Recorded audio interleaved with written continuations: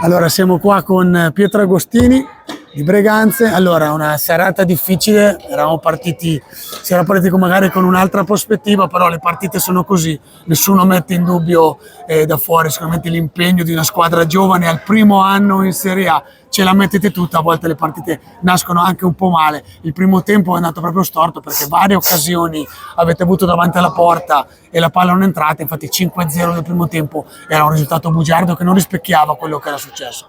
Però purtroppo è andata così, quindi siamo ad analizzare una nuova sconfitta. Cosa non è andato nel primo tempo? Guarda, sinceramente sono un po' in difficoltà a commentare questa partita a caldo perché ci tengo molto alla maglia e quando le cose non iniziano ad andare non è facile. Guarda, ti dico la verità, secondo me partiamo sempre in svantaggio, partire sempre con un gol nei primi minuti, sì. non possiamo permettercelo. Esatto.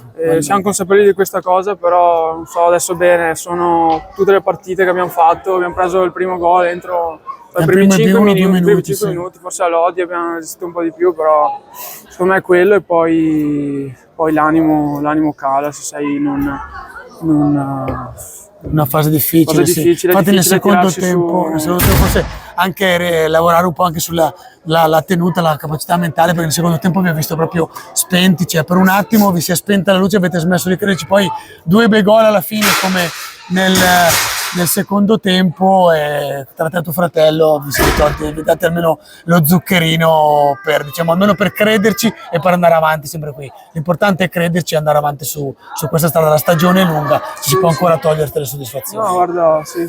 Per quanto influissero sulla partita, sono contento che mio fratello sia sbloccato in una, un'emozione, però ecco, il risultato non cambia, mi fa andare a casa di sicuro felice, quindi ecco. Va bene, ringraziamo Pietro Agostini, lasciamo andare, in bocca al lupo per il resto, ci vediamo alla prossima. Grazie a voi.